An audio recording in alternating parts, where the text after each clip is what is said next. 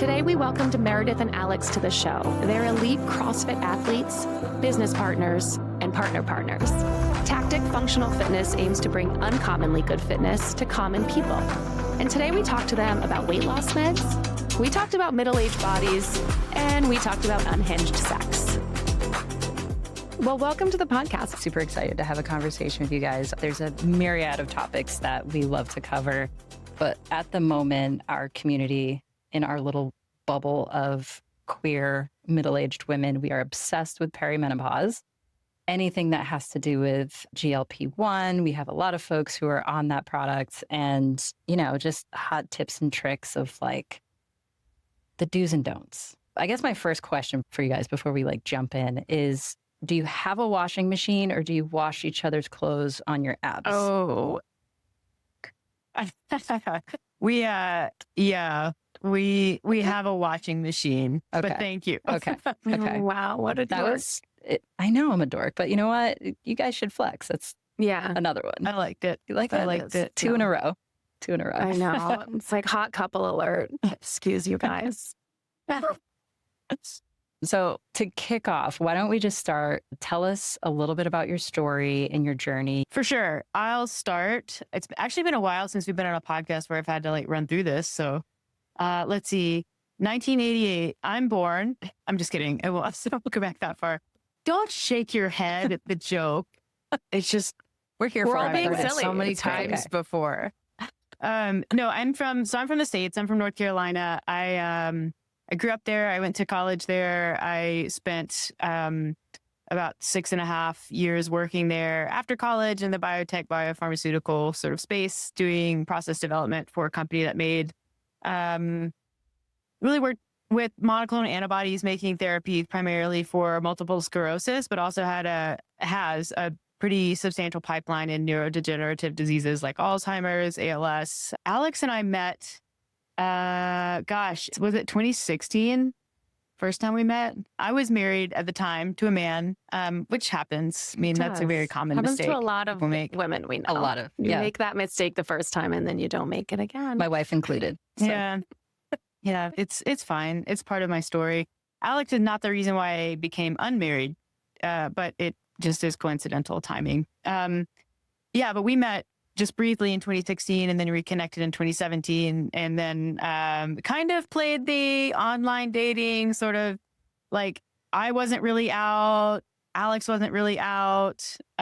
So we played the Are You Gay game, which, just putting out little testers, little feelers to try to figure it out. But we didn't really figure it out until we met up in person in Miami in 2017 at a competition. And then we had both agreed to hang out after the competition for a couple of days.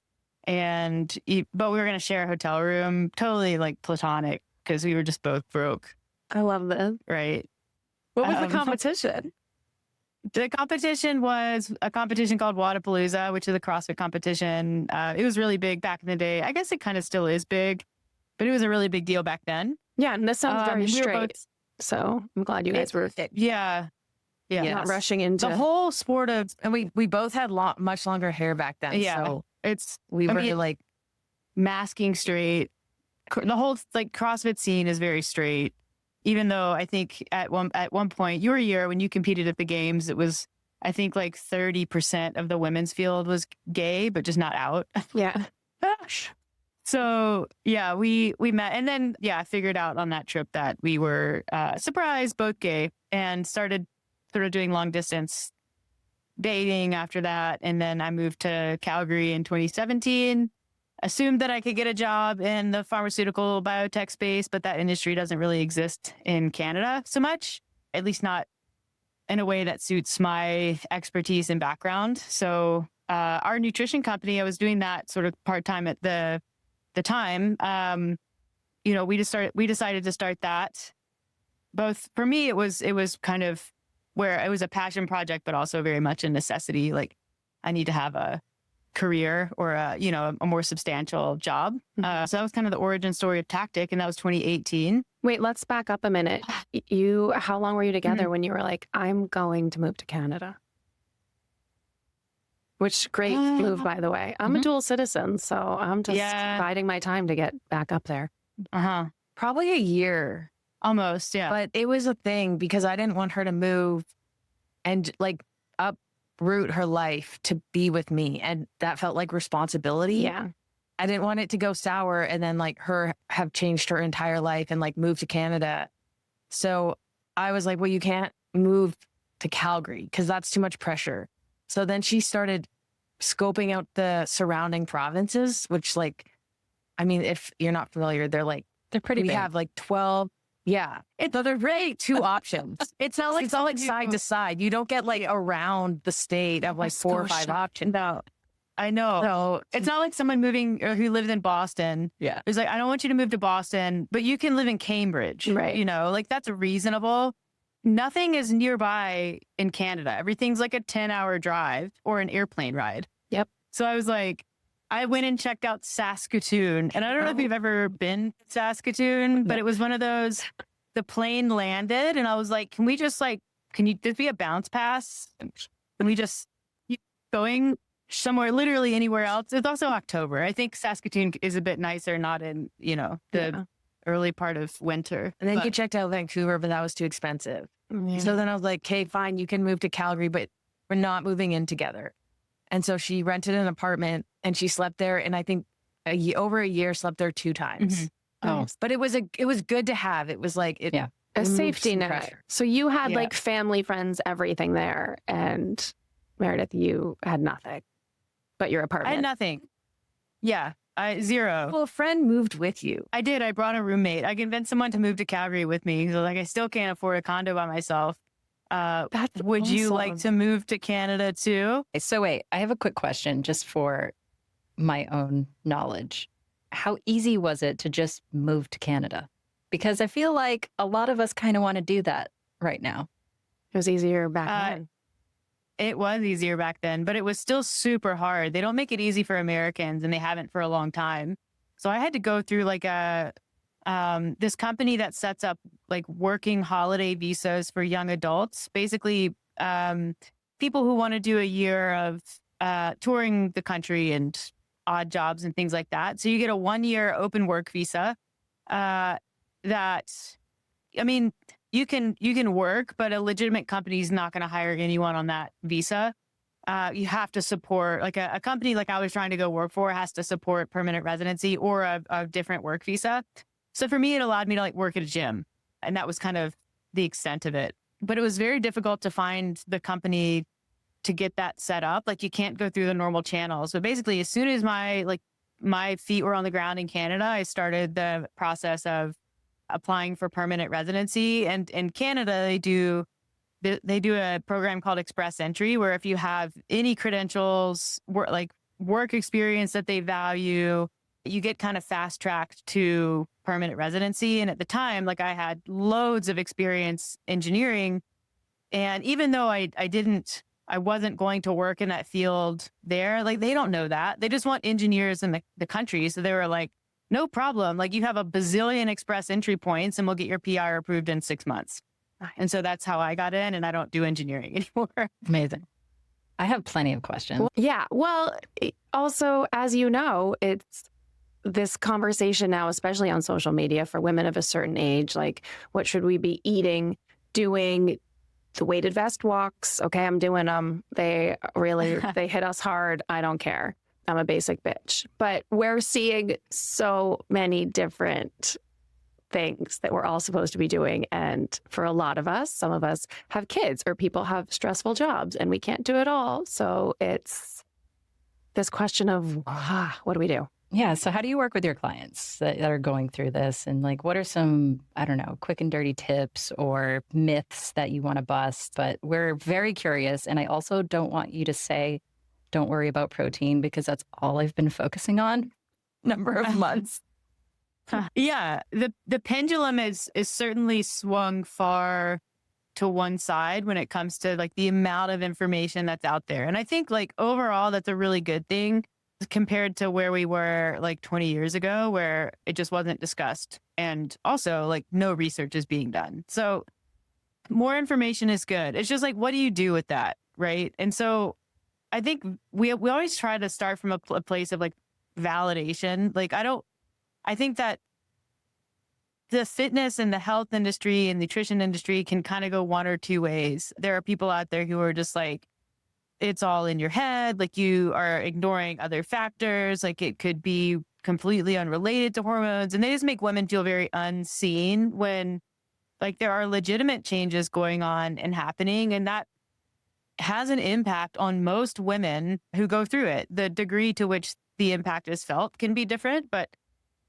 there's a relatively small percentage of women who don't experience anything. And then the rest of us do. And like focusing on the big rocks, like, as ironic as it is to say sleep, because that's the thing that does get really disrupted for a lot of women, just like constructing a schedule and a routine that's conducive to sleep is kind of always where I start. And then daily movement doesn't have to be the same thing every day. It can be a weight vest walk. It can be a strength workout. It can be a bike ride. It can be whatever. It can be 20 minutes of yoga, just like committing to a daily routine of some movement if you can. And then looking at what specific symptoms a person is experiencing and what might help with those, like on top of those big things. And nutrition, like that kind of goes without saying. And it's, that's a big one because a lot of women do experience some weight gain during perimenopause. And, the perception can be that I've changed nothing in my diet. But, despite that, I'm changing weight and my body composition is getting worse or whatever. And it can be true that a person doesn't change a whole lot about their diet and, things on their body change. But the thing that does change often is sleep and movement and, either movement duration during the day or intensity and exercise or both. So without changing diet, you can greatly impact the amount of energy that you expend. And so then you're creating a calorie surplus where maybe there wasn't one. And so creating a really nice base with nutrition where you do focus on protein, and that gets a lot of focus for a good reason, because your body's becoming a bit more resistant anabolically. And so you want to protect the lean mass that you have, knowing, especially if you're not as able to get into the gym and really push the effort with training, like protein is kind of your second best tool there. And it has to be there for strength training always. But if you can't commit to that to the same way, at least eating enough protein during the day will kind of stave off any catabolism that might be happening. So if you could control, let's pick one thing, right? Because I'm thinking, Laura and I have crazy lives. We have day jobs, we have gay jobs, we have kids, we have soccer practice, and it's a shitstorm of stuff to manage on a day to day. If we had to pick one thing that was critical, right, at this point, what's the most important thing that a middle-aged woman should take away? I would say that using your time or finding time to strength train is probably your best bet. And that's something that we've seen a lot of women specifically who are, who have extremely busy lives, and carving out time 3 to 4 times a week for a progressive strength training program can be immensely helpful. It's a bit of like a mindset shift. Mm-hmm. So I always think get that strength training base going wherever you're at, start from the bottom up. And that can be a really great place for people to start. I think sleep is hard because it's like, oh, just get 8 hours of sleep. Like that's pretty much impossible for most middle-aged women. And even nutrition is hard sometimes. You're traveling or taking kids to sports, and that can be very time consuming, but carving out time for a 30-minute workout is something that feels more doable, and it feels more like actionable for people. I think a lot of us millennial women too, we grew up in a culture of like cardio, go hard. And so to reach that age where I'm like, it's okay to do yoga instead. It's okay to do some weight training and take a long walk, like to kind of reset the brain on what is fitness, right? And what is good for your body. And also, I love that you talk about sleep health. I have a question. Do you guys have a television in your bedroom? We do. Yeah. I wouldn't say it's not part of our routine though. Like it's there if we have, a night where we want to watch some TV, but most of the time we're watching TV in the TV room. Yeah. I have to ask. I don't. I know. I sleep great.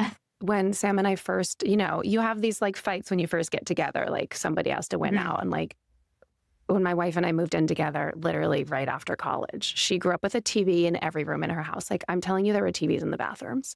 And I was like, we had the family TV like normal people, and we fought over what to watch. And so we had all these fights about TV in the bedroom. And she's like, let's just put it there and you don't ever have to watch it. And now I'm the one who will end up staying up late watching TV when I really need to sleep. And she just rolls over and goes to bed. I kind of want to rewind back to the strength part of it, because I love that that was your first bit of advice. That Laura knows I love strength training. I've been doing it for a long time. But I think the thing that women kind of miss out on when they're not accustomed to that routine is the mental, like, relief. Yeah. Well, there's such a neurological component to strength training, whether you're doing powerlifting or Olympic lifting. Like, you really have to get your whole body to work together to do something hard in a way that's very different than running or biking, which can become so automatic that you can be on a run and just be ruminating about your workday or about whatever stresses you have in your life. But the second you put a barbell on your back and you're going to do a set of 8 back squats, like, that's the only thing that you can focus on. And you have to get your whole body to focus on it. So that alone is massive. And then, in addition to that, you have this enormous production of growth hormone that occurs when you strength train, and that happens at night. And there's a lot of research that shows that type of training is very supportive of sleep health in a way that is different than cardiovascular training. Okay, so let's pivot a little bit to the GLP-1 conversation. Because I think you put something together a few months ago, debunking some stuff, but a lot of people are on it now. And I have a certain perspective on it, but I'm curious what you guys think and what your approach is to it. I think it's interesting to me that of all the pharmaceutical products that are available out there for whatever people take them for, this is one that almost everyone has an opinion on. And I think that's just an extension of how our society treats people that are in large bodies predominantly, or who want to use a product like that to assist them in, like, weight loss, or in the management of type 2 diabetes, or in the management of risks associated with cardiovascular disease. So, like, my opinion is that people shouldn't have an opinion on them. Like, what people want to do with their bodies, especially with an FDA approved pharmaceutical product, is their prerogative. Like, it's extremely expensive. I think that the price should come down, and it probably will. Do I see them as a shortcut? No. Like, a shortcut to what? That's always my question. Like, what's the end game here? Is this a competition? Like, is that the world that we live in? I think the reality is, when you work with people who have struggled with their weight and who continue to struggle with their weight, you start to realize, like, there's a lot more to it than a person's choices. These people are not undisciplined. It's not a result of being lazy. It's not a result of not wanting it. Like, there are a lot of factors that contribute to a person's continued struggle with weight loss and with weight loss management. And a big one of those, a big one is like food noise.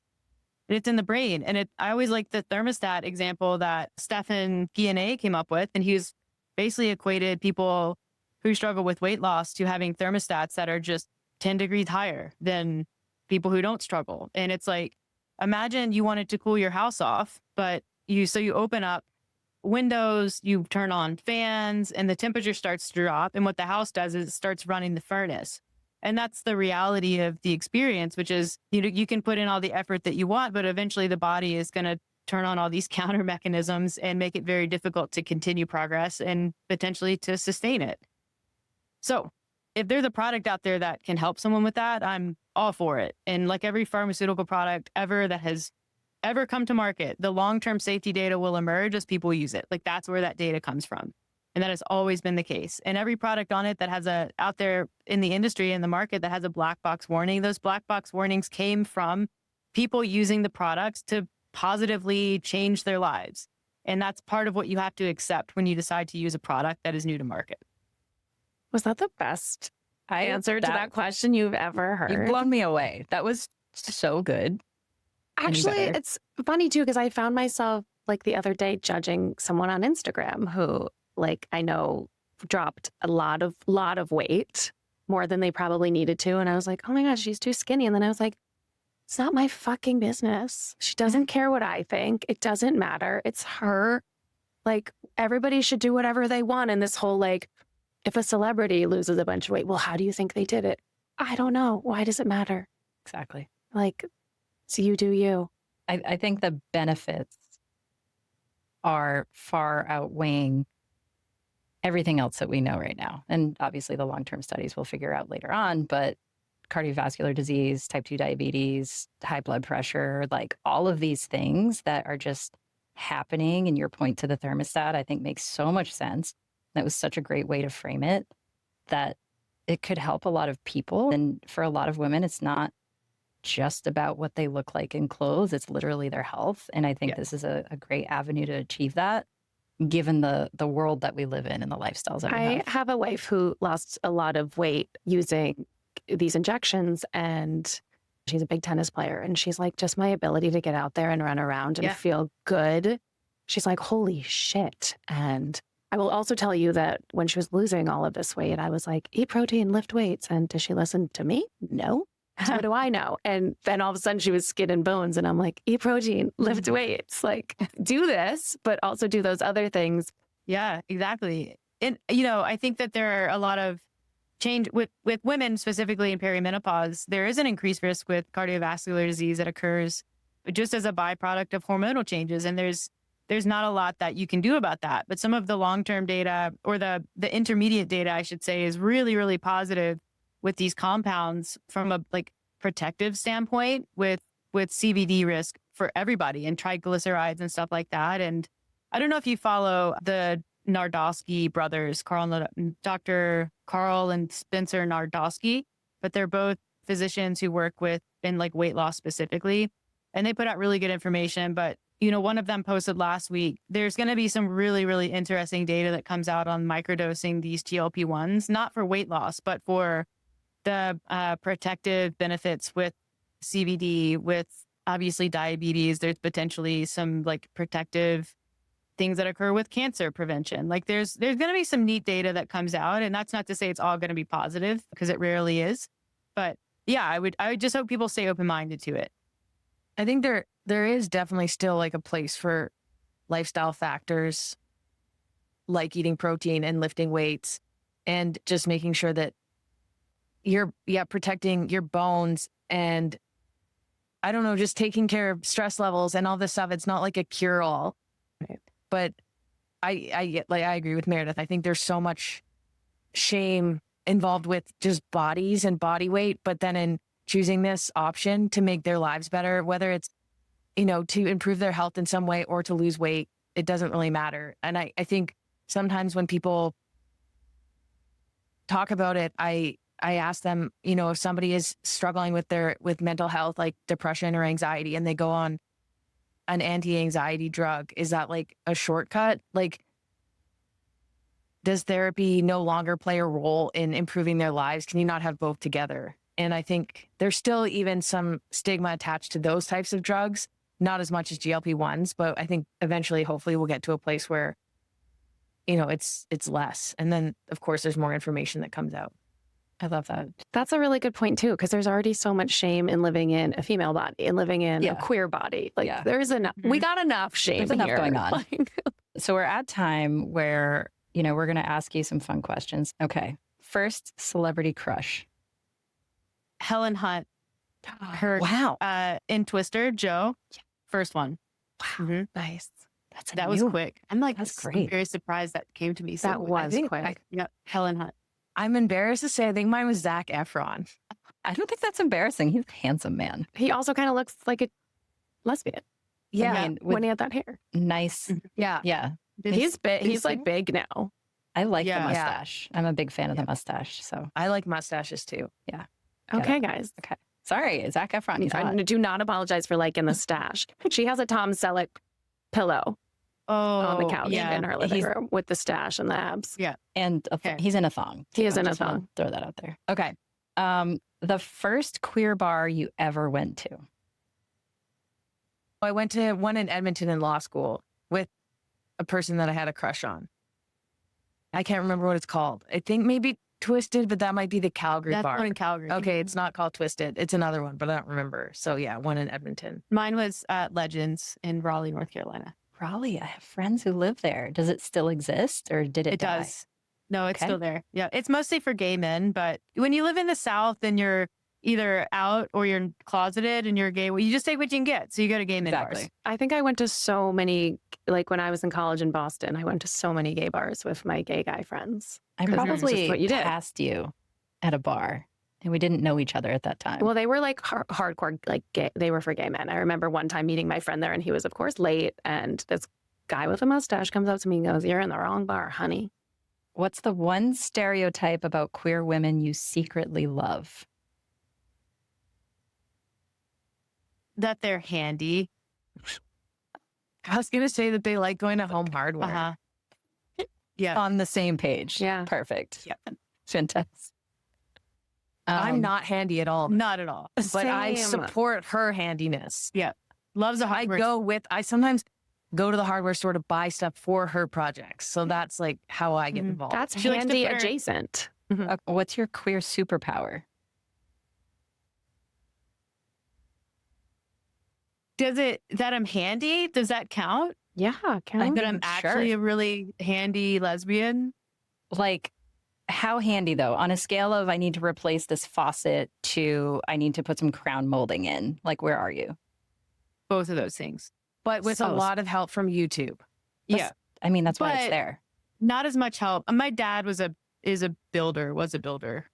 Yeah. So a lot of it comes honest, but the niche stuff, the plumbing, the stuff that I didn't grow up around, I do have to YouTube that. But I can figure it out. And now I That's do still bike impressive. repair and- Very impressive.